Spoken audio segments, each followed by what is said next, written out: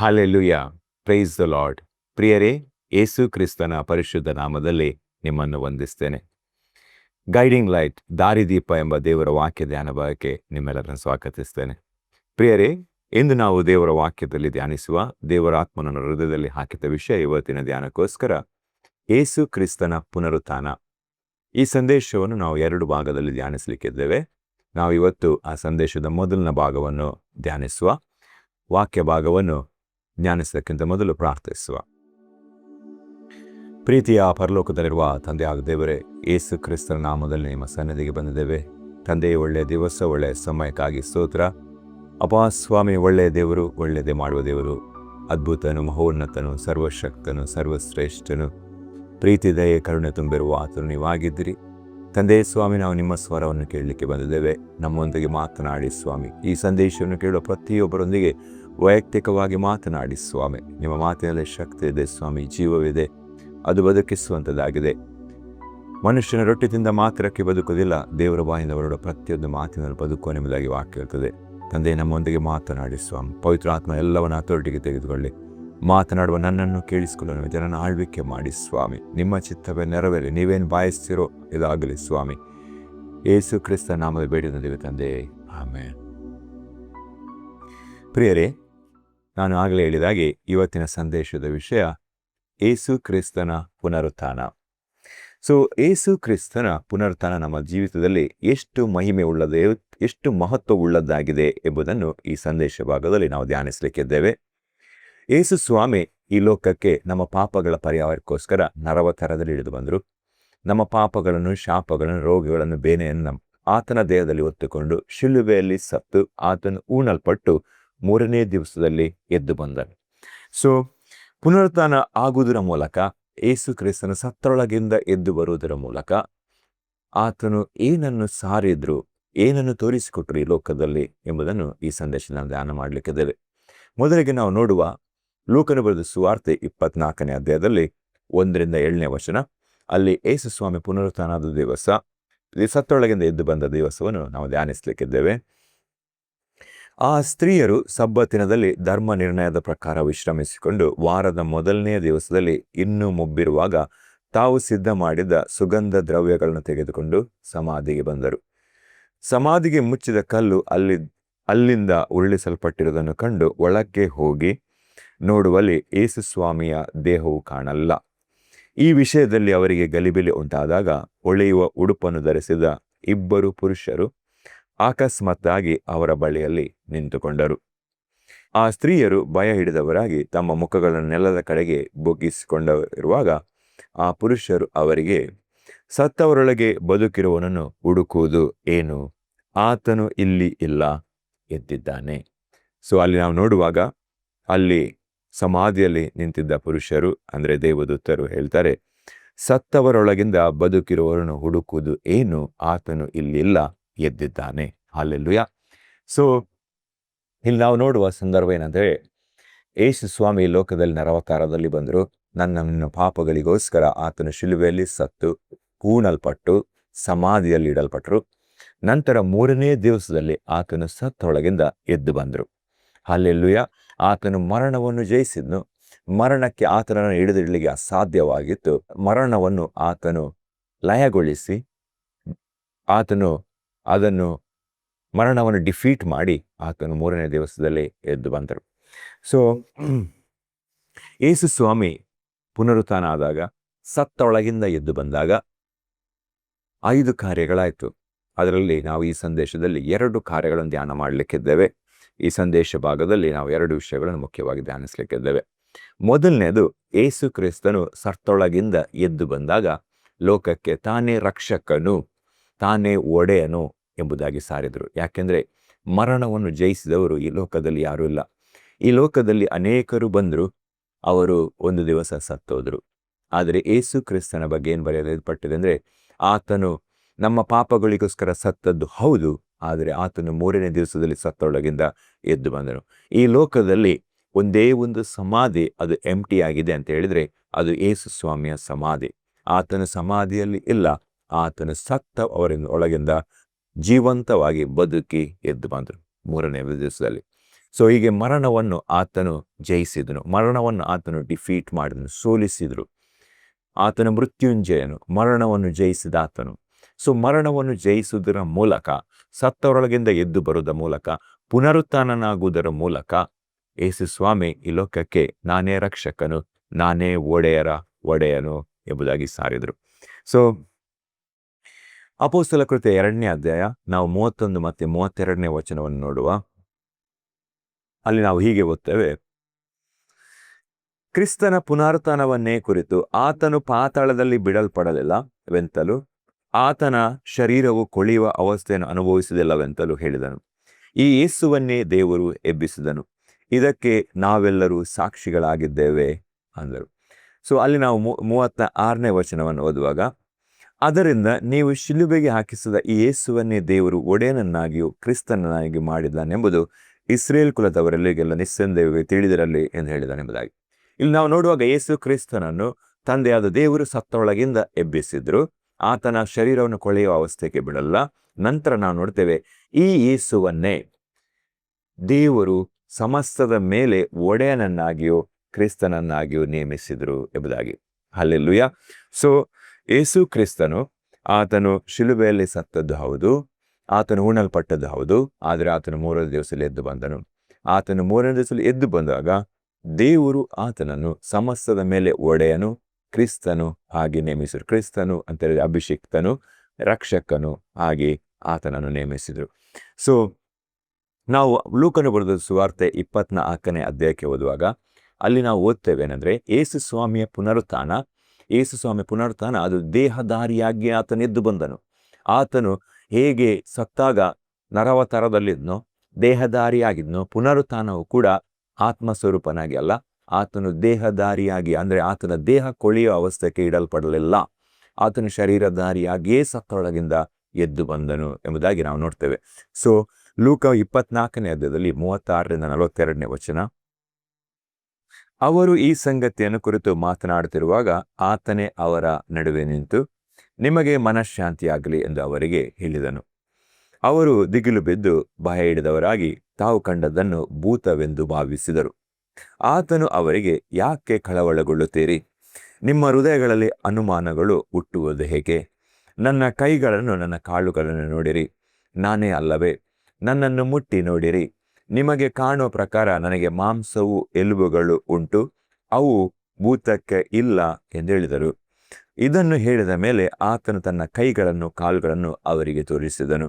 ಆದರೆ ಅವರು ಸಂತೋಷದ ದೇಶದಿಂದ ಇನ್ನೂ ನಂಬದೆ ಆಶ್ಚರ್ಯಪಡುತ್ತಿರಲಾಗಿ, ಆತನು ತಿನ್ನತಕ್ಕ ಪದಾರ್ಥವೇನಾದರೂ ಇಲ್ಲಿ ನಿಮಗುಂಟೋ ಎಂದು ಅವರನ್ನು ಕೇಳಲು, ಅವರು ಸುಟ್ಟ ಮೀನಿನ ಒಂದು ತುಂಡನ್ನು ಆತನಿಗೆ ಕೊಟ್ಟರು. ಆತನು ತಕ್ಕೊಂಡು ಅವರ ಮುಂದೆ ತಿಂದನು. ಇಲ್ಲಿ ನಾವು ನೋಡುವಾಗ ಶಿಷ್ಯರಿಗೆ ಭಯ ಆಗ್ತದೆ, ಶಿಷ್ಯರು ಅನುಮಾನ ಬರ್ತದೆ, ಇದು ಯೇಸು ಸ್ವಾಮಿ ಎದ್ದು ಬಂದದ್ದು, ಶರೀರಧಾರಿಯಾಗಿ ಎದ್ದು ಬಂದಿದ್ದಾರಾ ಎಂಬುದಾಗಿ ಅವರ ಅನುಮಾನವಾಯಿತು. ಆಗ ಯೇಸು ಸ್ವಾಮಿ ಹೇಳ್ತಾರೆ, ನನ್ನ ಕೈಗಳನ್ನು ಕಾಲುಗಳನ್ನು ಮುಟ್ಟಿ ನೋಡಿರಿ, ಅದು ಭೂತಕ್ಕೆ ಇಲ್ಲ ಎಂಬುದಾಗಿ ಅಲ್ಲಿ ರುಜುವಾತು ಮಾಡ್ತಾರೆ. ಅಷ್ಟು ಮಾತ್ರ ಅಲ್ಲ, ಅವರ ಮಧ್ಯದಲ್ಲಿ ಒಂದು ಮೀನಿನ ತುಂಡನ್ನು ತೆಗೆದು ತಿಂತಾರೆ. ಹಲ್ಲೆಲೂಯಾ. ಸೊ ಯೇಸು ಕ್ರಿಸ್ತನ ಪುನರುತ್ಥಾನ ಅದು ಶರೀರಧಾರಿಯಾಗಿಯೇ ಅದು ಆಯಿತು, ಫಿಸಿಕಲ್ ರೆಸರಕ್ಷನ್ ಆಯಿತು. ಆತನು ಮರಣವನ್ನು ಜಯಿಸಿದನು. ಸೊ ಶಾರೀರಿಕ ಮರಣವನ್ನು ಕೂಡ ಇಲ್ಲಿ ಆತನು ಜಯಿಸಿದನು ಎಂಬುದಾಗಿ ನಾವು ನೋಡ್ತೇವೆ. ಸೊ ಮರಣವನ್ನು ಸೋಲಿಸಿ ಆತನು ಎದ್ದು ಬಂದು, ನಾವು ನೋಡ್ತೇವೆ ರೋಮಾಪುರ 14ನೇ ಅಧ್ಯಾಯದ 9ನೇ ವಚನ, ಯಾಕೆಂದರೆ ಸತ್ತವರಿಗೂ ಜೀವಿಸುವವರಿಗೂ ಒಡೆಯನಾಗಿರಬೇಕೆಂತಲೇ ಕ್ರಿಸ್ತನು ಸತ್ತು ಜೀವಿತನಾದನು. ಹಲ್ಲೆಲೂಯಾ. ಸೊ ನಾವು ಮೊದಲನೇ ವಿಷಯ ಜ್ಞಾನ ಮಾಡ್ತಾ ಇರೋದು, ಆತನು ರಕ್ಷಕನು, ಒಡೆಯನು ಎಂಬುದಾಗಿ ರುಜುವಾತಾಯಿತು. ಇಲ್ಲಿ ನಾವು ನೋಡ್ತೇವೆ, ಆತನು ಸತ್ತೊಳಗಿಂದ ಎದ್ದು ಬಂದದ್ರಿಂದಾಗಿ ಆತನು ಬದುಕಿರೋರಿಗೂ ಸತ್ತವರಿಗೂ ಆತನೇ ಒಡೆಯನಾದನು ಎಂಬುದಾಗಿ ನೋಡ್ತೇವೆ. ಸೊ ಜೀವಲೋಕವನ್ನು ಆತನು ಆಳ್ವಿಕೆ ಮಾಡಿದನು, ಆಮೇಲೆ ಅದೋ ಲೋಕಕ್ಕೆ ಇಳಿದು ಹೋಗಿ ಅಲ್ಲಿ ಕೂಡ ಆತನು ಆಳ್ವಿಕೆ ಮಾಡಿದನು. ಸೊ ಪರಲೋಕದಲ್ಲಿ ಯೇಸು ಸ್ವಾಮಿ ಇದ್ರು, ಅಲ್ಲಿ ಆಳ್ವಿಕೆ ಮಾಡ್ತಾ ಇದ್ರು. ಆಮೇಲೆ ಭೂಲೋಕಕ್ಕೆ ಬಂದರು, ಅಲ್ಲಿ ಕೂಡ ಆತನು ಆಳ್ವಿಕೆ ಮಾಡಿದ್ರು. ಆಮೇಲೆ ಸತ್ತು ಉಣಲ್ಪಟ್ಟು ಆತನು ಅದೋ ಲೋಕಕ್ಕೆ ಇಳಿದು ಹೋದನು, ಅಲ್ಲಿ ಕೂಡ ಆತನು ಆಳ್ವಿಕೆ ಮಾಡಿದನು. ಯಾರೆಲ್ಲ ಅಲ್ಲಿ ನಾವು ನೋಡ್ತೇವೆ, ಯಾರೆಲ್ಲ ಮರಣದ ಬಂಧನದಲ್ಲಿದ್ದರೋ, ಯಾರಿಗೆ ಮರಣದ ಬಂಧನದ ಹೊರಗೆ ಬರಲಿಕ್ಕೆ ಅಸಾಧ್ಯವಾಗಿತ್ತೋ ಅವರನ್ನು ಯೇಸು ಸ್ವಾಮಿ ಅಲ್ಲಿಂದ ಬಿಡಿಸಿದರು. ಅದೋ ಲೋಕದಿಂದ ಬಿಡಿಸಿ ಅವರನ್ನು ಕೂಡ ಪರಲೋಕಕ್ಕೆ ಕರ್ಕೊಂಡು ಹೋಗಿದ್ರು. ಹಲ್ಲೆಲೂಯ. ಸೊ ಕೀರ್ತನೆ 68ನೇ ಅಧ್ಯಾಯದ 18ನೇ ವಚನ, ನೀನು ಜಯಿಸಿದ ಬಹುಜನರನ್ನು ಸೆರೆ ಹಿಡಿದುಕೊಂಡು ಹೋಗಿ ನಿನಗೆ ದ್ರೋಹಿಗಳಾದ ಮನುಷ್ಯರಿಂದಲೇ ಕಪ್ಪಗಳು ಸಂಗ್ರಹಿಸಿ ಉನ್ನತ ಸ್ಥಾನಕ್ಕೆ ಏರಿದ್ದಿ, ದೇವನಾದ ಯಾಹೋವೇ ಅಲ್ಲಿಯೇ ವಾಸಿಸುವೆ ಎಂಬುದಾಗಿ. ಸೊ ಯೇಸು ಕ್ರಿಸ್ತನು ಸತ್ತು ಉಣಲ್ಪಟ್ಟು ಅಧೋಲೋಕಕ್ಕೆ ಹೋದಾಗ ಅಲ್ಲಿ ಯಾರು ಮರಣದ ಬಂಧನದಲ್ಲಿದ್ದರೋ, ಮರಣವನ್ನು ಜಯಿಸಲಿಕ್ಕೆ ಆಗ್ಲಿಲ್ಲವೋ, ಯಾಕೆಂದ್ರೆ ಮರಣವನ್ನು ಜಯಿಸಿದ ಆತನು ಯೇಸು ಸ್ವಾಮಿ ಮಾತ್ರ. ಸೊ ಯೇಸು ಸ್ವಾಮಿ ಅವರನ್ನು ಮರಣದ ಬಂಧನದಿಂದ ಬಿಡಿಸಿ ಅವರನ್ನು ಪರಲೋಕಕ್ಕೆ ಕರ್ಕೊಂಡು ಹೋದ್ರು. ಸೊ ಯೇಸು ಸ್ವಾಮಿ ಶಿಲುಬೆಯಲ್ಲಿ ಪ್ರಾಣ ಬಿಟ್ಟಾಗ ಅನೇಕರ ದೇಹಗಳು ಸಮಾಧಿಯಿಂದ ಎದ್ದವು. ಮತ್ತಾಯನ ಬರೆದ ಸುವಾರ್ತೆ 27ನೇ ಅಧ್ಯಾಯ 50-53. ಯೇಸು ತಿರುಗಿ ಮಹಾಧ್ವನಿಯಿಂದ ಕೂಗಿ ಪ್ರಾಣ ಬಿಟ್ಟನು. ಆಗ ಇಗೋ, ದೇವಾಲಯದ ತೆರೆಯು ಮೇಲಿಂದ ಕೆಳಗಿನವರೆಗೆ ಹರಿದು 2 ಭಾಗವಾಯಿತು. ಭೂಮಿಯು ಅದುರಿತು, ಬಂಡೆಗಳು ಸೀಳಿ ಹೋದವು, ಸಮಾಧಿಗಳು ತೆರೆದವು. ನಿದ್ದೆ ಹೋಗಿದ್ದ ಅನೇಕ ಭಕ್ತರ ದೇಹಗಳು ಎದ್ದವು ಮತ್ತು ಆತನು ಎದ್ದ ಮೇಲೆ ಸಮಾಧಿಯೊಳಗಿಂದ ಹೊರಗೆ ಬಂದು ಪರಿಶುದ್ಧ ಪಟ್ಟಣದೊಳಕ್ಕೆ ಹೋಗಿ ಅನೇಕರಿಗೆ ಕಾಣಿಸಿಕೊಂಡರು ಎಂಬುದಾಗಿ. ಸೊ ಇಲ್ಲಿ ನಾವು ನೋಡುವಾಗ ಯೇಸು ಸ್ವಾಮಿ ಶಿಲುಬೆಯಲ್ಲಿ ಮರಣ ಹೊಂದಿದಾಗ ಅನೇಕ ಸಮಾಧಿಗಳು ತೆರೆದು, ಭಕ್ತರ ಸಮಾಧಿಗಳು ತೆರೆದು ಅವರು ಸತ್ತೊಳಗಿಂದ ಅವರು ಸಹ ಎದ್ದು ಬಂದರು. ಹಲ್ಲೆಲೂಯಾ. ಸೊ ನಾವು ನೋಡುವಾಗ ಯೇಸು ಸ್ವಾಮಿ ಮರಣವನ್ನು ಸೋಲಿಸಿದ್ರು. ಹೇಗೆಂದರೆ ಮರಣವನ್ನು ಪ್ರವೇಶ ಮಾಡುವುದರ ಮೂಲಕ. ಬೈ ಡೈಯಿಂಗ್ ಈ ಡಿಫೀಟೆಡ್ ಡೆತ್. ನಾವು ಇಬ್ರಿಯ 2ನೇ ಅಧ್ಯಾಯದ 14 ಮತ್ತು 15ನೇ ವಚನ ಓದುವ. ಯೇಸು ಕ್ರಿಸ್ತನು ಸಾಯುವುದರ ಮೂಲಕವೇ ಮರಣದ ಅಧಿಕಾರಿಯನ್ನು ಸೋಲಿಸಿದರು. ಇಬ್ರಿಯ 2ನೇ ಅಧ್ಯಾಯದ 14-15 ಹೀಗೆ ಓದ್ತೇವೆ, ಇದಲ್ಲದೆ ಮಕ್ಕಳು ರಕ್ತ ಮಾಂಸಧಾರಿಗಳಾಗಿರುವುದರಿಂದ ಆತನು ಅವರಂತೆಯೇ ಆದನು. ತನ್ನ ಮರಣದಿಂದಲೇ ಮರಣದ ಅಧಿಕಾರಿಯನ್ನು, ಅಂದರೆ ಸೈತಾನನ್ನು ಅಡಗಿಸಿ ಬಿಡುವುದಕ್ಕೂ ಮರಣ ಭಯದ ದೆಸೆಯಿಂದ ನಮ್ಮ ಜೀವಮಾನದೆಲ್ಲ ದಾಸತ್ವಕ್ಕೆ ಒಳಗಾಗಿರುವ ಎಲ್ಲರನ್ನು ಬಿಡಿಸುವುದಕ್ಕೂ ಅವರಂತೆ ರಕ್ತ ಮಾಂಸಧಾರಿ ಆದ್ನು. ಹಲ್ಲೆಲೂಯಾ. ಸೊ ಅಲ್ಲಿ ನಾವು ನೋಡ್ತೇವೆ, ಯೇಸು ಕ್ರಿಸ್ತನು ಮರಣದ ಭಯದಲ್ಲಿರುವವರನ್ನು ಬಿಡಿಸ್ಲಿಕ್ಕೋಸ್ಕರ ಆತನು ಮರಣದ ಒಳಗೆ ಪ್ರವೇಶ ಮಾಡಿದನು, ನಮ್ಮಂತೆ ರಕ್ತ ಮಾಂಸಧಾರಿ ಆದ್ನು. ಸೊ ಹಾಗಾಗಿ ಮರಣವನ್ನು ಪ್ರವೇಶ ಮಾಡುವುದರ ಮೂಲಕ ಆತನ ಮರಣವನ್ನು ಡಿಫೀಟ್ ಮಾಡಿದನು, ಮರಣವನ್ನು ಸೋಲಿಸಿದರು. ಸೊ ಈ ಯೇಸು ಕ್ರಿಸ್ತನು ಸಮಸ್ತ ಲೋಕವನ್ನು ತುಂಬಿದವರಾದ, ಪರಲೋಕವನ್ನು ತುಂಬಿದ ಆತನು, ಭೂಲೋಕವನ್ನು ತುಂಬಿದ ಆತನು. ಸೊ ಪರಲೋಕದಲ್ಲಿ ಮೊದಲಿದ್ರು, ಆಮೇಲೆ ಈ ಭೂಲೋಕದಲ್ಲಿ ನಮ್ಮ ಪಾಪಗಳಿಗೋಸ್ಕರ ಆತನು ಈ ಲೋಕದ ನರಾವತಾರದಲ್ಲಿ ಬಂದು ಶಿಲುಬೆಯಲ್ಲಿ ಸತ್ತರು, ಉಣಲ್ಪಟ್ಟರು, ಅಂತರ ಅಧೋಲೋಕಕ್ಕೆ ಇಳಿದು ಹೋದ್ರು. ಅಲ್ಲಿ ಕೂಡ ಮರಣದ ಬಂಧನದಲ್ಲಿರುವನು ಸೆರೆಯಿಂದ ಬಿಡಿಸಿ ಅವರನ್ನು ಉನ್ನತ ಸ್ಥಾನಕ್ಕೆ, ಅಂದರೆ ಪರಲೋಕಕ್ಕೆ ಅವರನ್ನು ಕರ್ಕೊಂಡು ಹೋದ್ರು. ಸೊ ನಾವು ಎಫೆಸ 4ನೇ ಅಧ್ಯಾಯದ 9ನೇ ವಚನ ಓದುವೆ. ಏರಿ ಹೋದನೆಂದು ಹೇಳಿದರಲ್ಲಿ ಭೂಮಿ ಅಧೋ ಭಾಗಕ್ಕೆ ಇಳಿದನೆಂತಲೂ ಹೇಳಿದ ಹಾಗಾಯ್ತಲ್ಲ. ಇಳಿದು ಬಂದವನು ಮೇಲಣ ಎಲ್ಲಾ ಲೋಕಗಳಿಂದ ಉನ್ನತವಾಗಿ ಏರಿ ಹೋದವನೇ, ಆದ್ದರಿಂದ ಸಮಸ್ತ ಲೋಕವನ್ನು ತುಂಬಿದವನಾದ್ನು ಎಂಬುದಾಗಿ ವಾಕ್ಯ ಇರ್ತದೆ. ಸೊ ಯೇಸು ಕ್ರಿಸ್ತನು ಸಮಸ್ತ ಲೋಕವನ್ನು ತುಂಬಿದ ಆತನು. ಆತನು ಪರಲೋಕದಲ್ಲಿ ಸಮಸ್ತವನ್ನು ಆಳುವ ಆತನು, ಭೂಲೋಕದಲ್ಲಿ ಸಮಸ್ತದ ಮೇಲೆ ಆಳ್ವಿಕೆಯುಳ್ಳ ಆತನು, ಅಧೋಲೋಕದಲ್ಲಿ ಅದನ್ನು ಜಯಿಸಿದ ಆತನು, ಅದರ ಮೇಲೆ ಆಳ್ವಿಕೆಯುಳ್ಳ ಆತನು. ಆತನು ಎಲ್ಲಾ ಲೋಕವನ್ನು ತುಂಬಿದ ಆತನು. ಎಲ್ಲಾ ಲೋಕದಲ್ಲಿ ಆತನಿಗೆಲ್ಲವೂ ಅಡ್ಡ ಬೀಳ್ತದೆ. ಹಲ್ಲೆಲೂಯಾ. ಪರಲೋಕದಲ್ಲಿ, ಭೂಲೋಕದಲ್ಲಿ, ಮರ್ತ್ಯ ಲೋಕದಲ್ಲಿ ಎಲ್ಲವೂ ಯೇಸು ಕ್ರಿಸ್ತನ ನಾಮಕ್ಕೆ ಅಡ್ಡ ಬೀಳ್ತದೆ. ಸೊ ಯೇಸು ಕ್ರಿಸ್ತನು ಪುನರುತ್ಥಾನ ಆಗುವುದರ ಮೂಲಕ ಆತನು ನಾನೇ ರಕ್ಷಕನು, ನಾನೇ ಒಡೆಯನು ಎಂಬುದಾಗಿ ಆತನು ಸಾರಿ ಹೇಳಿದರು. ಹಲ್ಲೆಲೂಯಾ. ಎರಡನೇದಾಗಿ, ಯೇಸು ಕ್ರಿಸ್ತನು ಪುನರುತ್ಥಾನ ಆಗುವುದರ ಮೂಲಕ ನಾವು ನೀತಿವಂತರೆಂಬುದಾಗಿ ನಿರ್ಣಯಿಸಲ್ಪಟ್ಟರು. ಯೇಸು ಸ್ವಾಮಿ ಶಿಲುಬೆ ನಮ್ಮ ಪಾಪಗಳಿಗೋಸ್ಕರ ಶಿಲುಬೆಯಲ್ಲಿ ಸತ್ತು ಆಮೇಲೆ ಉಣಲ್ಪಟ್ಟರು. 3ನೇ ದಿವಸದಲ್ಲಿ ಆತನು ಎದ್ದು ಬಂದಾಗ ನಾನು ನೀವು ನೀತಿವಂತರಾಗಿ ನಿರ್ಣಯಿಸಲ್ಪಟ್ವಿ. ರೋಮಪುರ 4ನೇ ಅಧ್ಯಾಯದ 25ನೇ ವಚನ, ದೇವರು ಆತನು ನಮ್ಮ ಅಪರಾಧಗಳ ನಿಮಿತ್ತ ಮರಣಕ್ಕೆ ಒಪ್ಪಿಸಿಕೊಟ್ಟು ನಮಗೆ ನೀತಿವಂತರೆಂಬ ನಿರ್ಣಯ ಉಂಟಾಗುವ ನಿಮಿತ್ತ ಜೀವದಿಂದ ಎಬ್ಬಿಸಿದರು. ಹಲ್ಲೆಲೂಯಾ. ಸೊ ಯೇಸು ಕ್ರಿಸ್ತನ ದೇವರು ನಮಗೋಸ್ಕರ, ನಮ್ಮ ನೀತಿವಂತರೆಂಬುದಾಗಿ ನಿರ್ಣಯಿಸಲಿಕ್ಕೋಸ್ಕರ ಸತ್ತೊಳಗಿಂದ ಎಬ್ಬಿಸಿದರು ಎಂಬುದಾಗಿ ವಾಕ್ಯದಲ್ಲಿ ನಾವು ನೋಡ್ತೇವೆ. ಸೊ ಯೇಸು ಸ್ವಾಮಿ ನಮ್ಮ ಅಪರಾಧಗಳ ನಿಮಿತ್ತ ಸತ್ತದ್ದು ಹೌದು, ಆದರೆ ಆತನು ನಾವು ನೀತಿವಂತ ನಿರ್ಣಯಿಸಲಿಕ್ಕೋಸ್ಕರ ತಂದೆಯಾದ ದೇವರು ಆತನನ್ನು ಸತ್ತೊಳಗಿಂದ ಎಬ್ಬಿಸಿದರು.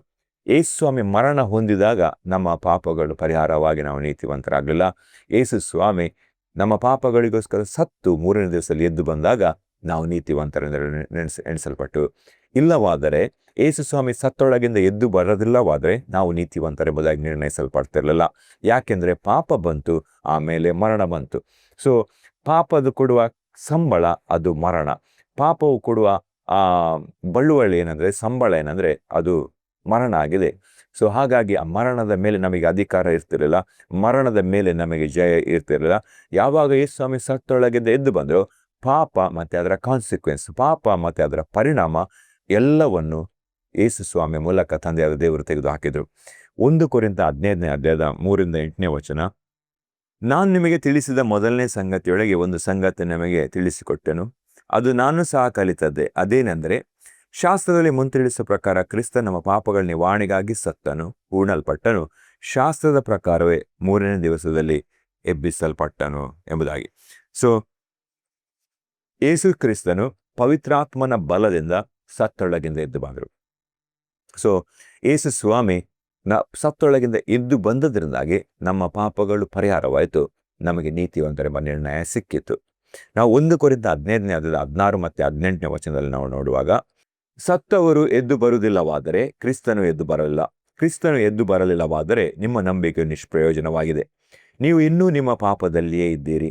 ಇದು ಮಾತ್ರವಲ್ಲದೆ ಕ್ರಿಸ್ತನವರಾಗಿ ನಿದ್ದೆ ಹೋದವರು ನಾಶವಾದರು.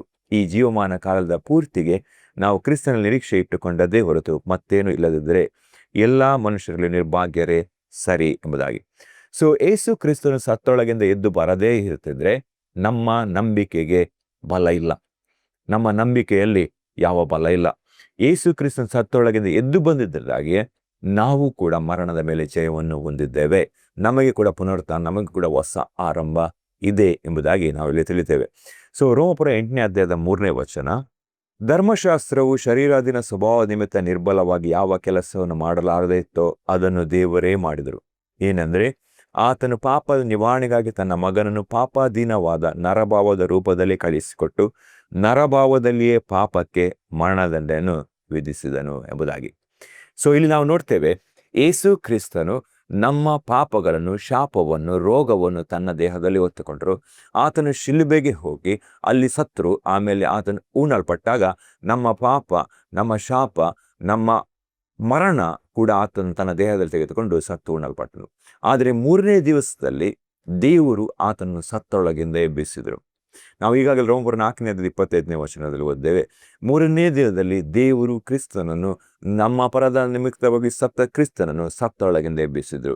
ಸೊ ಯೇಸು ಸ್ವಾಮಿ ಹೂಣಲ್ಪಟ್ಟಾಗ ಯೇಸು ಸ್ವಾಮಿಯ ಒಟ್ಟಿಗೆ ನಮ್ಮ ಪಾಪ, ಶಾಪ, ರೋಗ, ಮರಣ ಕೂಡ ಹೂಣಲ್ಪಟ್ಟಿದ್ದು. ಆದರೆ 3ನೇ ದಿವಸದಲ್ಲಿ ದೇವರು ಯೇಸು ಕ್ರಿಸ್ತನನ್ನು, ತನ್ನ ಮಗನಾದ ಯೇಸು ಕ್ರಿಸ್ತನನ್ನು ಮಾತ್ರ ಸತ್ತೊಳಗಿಂದ ಎಬ್ಬಿಸಿದ್ರು. ನಮ್ಮ ಪಾಪ, ಶಾಪ, ರೋಗ, ಮರಣ ಎಲ್ಲ ಅಲ್ಲೇ ದಫನಾಯಿತು.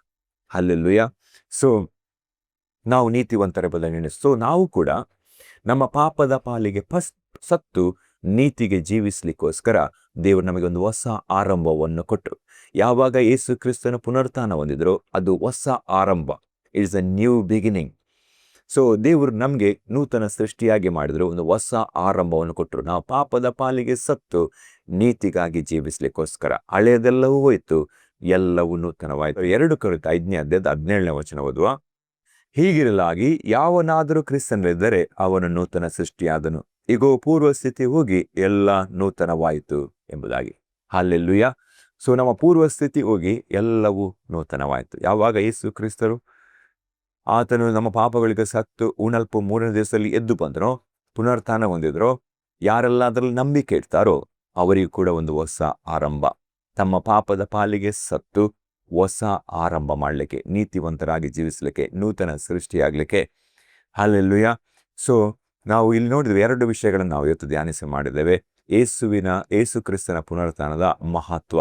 ಮೊದಲನೇದಾಗಿ ಯೇಸು ಕ್ರಿಸ್ತನು ಸತ್ತೊಳಗಿಂದ ಎದ್ದು ಬರುವುದರ ಮೂಲಕ ಆತನು ನಾನೇ ರಕ್ಷಕನು, ನಾನೇ ಒಡೆಯನು ಎಂಬುದಾಗಿ ಸಾರಿದರು. ಮರಣದ ಮೇಲೆ ಕೂಡ ಜಯ ಹೊಂದಿದ ಆತನೊಬ್ಬನೇ ಒಬ್ಬನು, ಆತನ ಹೆಸರು ಯೇಸು. ಹಲ್ಲೆಲೂಯಾ. ಎರಡನೇದಾಗಿ ನಾವು ನೋಡಿದ್ದೇವೆ, ಯಾವಾಗ ಯೇಸು ಕ್ರಿಸ್ತನನ್ನು ಸತ್ತೊಳಗಿಂದ ಎತ್ತುಕೊಂಡ್ರೋ ಆಗ ನಾವು ನೀತಿವಂತರಾಗಿ ನಿರ್ಣಯಿಸಲ್ಪಟ್ಟರು. ಆತ ನಮ್ಮ ಪಾಪಗಳನ್ನು, ಶಾಪವನ್ನು, ರೋಗವನ್ನು, ಬೇನೆಯನ್ನು ತನ್ನ ದೇಹದಲ್ಲಿ ಹೊತ್ತುಕೊಂಡು ಸತ್ತು ಆಮೇಲೆ ಹೂಣಲ್ಪಟ್ಟನು. 3ನೇ ದಿವಸದಲ್ಲಿ ತಂದೆಯಾದ ದೇವರು ಯೇಸು ಕ್ರಿಸ್ತನನ್ನು ಎಬ್ಬಿಸಿದ್ರು. ನಮ್ಮ ಪಾಪ, ಶಾಪ, ರೋಗ, ಬೇನೆ, ಮರಣ ಎಲ್ಲ ಅಲ್ಲೇ ದಫನಾಯಿತು. ಹಲ್ಲೆಲೂಯಾ. ಸೊ ದೇವರು ಈ ವಾಕ್ಯ ಭಾಗದ ಮೂಲಕ ನಿಮ್ಮೆಲ್ಲ ಆಶೀರ್ವಾದ ಮಾಡಲಿ. ನಾವು ಪ್ರಾರ್ಥನೆ ಮಾಡುವ. ಪ್ರೀತಿಯ ಪರಲೋಕದಲ್ಲಿರುವ ತಂದೆಯ ದೇವರೇ, ಯೇಸು ಕ್ರಿಸ್ತ ನಾಮದಲ್ಲಿ ನಿಮ್ಮ ಸನ್ನಿಧಿಗೆ ಬಂದಿದ್ದೇವೆ. ತಂದೆ, ಒಳ್ಳೆಯ ಸಮಯ, ಒಳ್ಳೆಯ ಅವಕಾಶಕ್ಕಾಗಿ ಸ್ತೋತ್ರ. ನಿಮ್ಮ ಜೀವವುಳ್ಳ ವಾಕ್ಯವನ್ನು ಧ್ಯಾನಿಸಿದ್ದೇವೆ ಸ್ವಾಮಿ. ನಿಮ್ಮ ವಾಕ್ಯದಲ್ಲಿರುವ ಮಹಿಮೆ, ಪವಿತ್ರ ಆತ್ಮನ ಅಭಿಷೇಕ ಪ್ರತಿಯೊಬ್ಬರನ್ನು ಪ್ರವೇಶ ಮಾಡಲು ರಾಜ.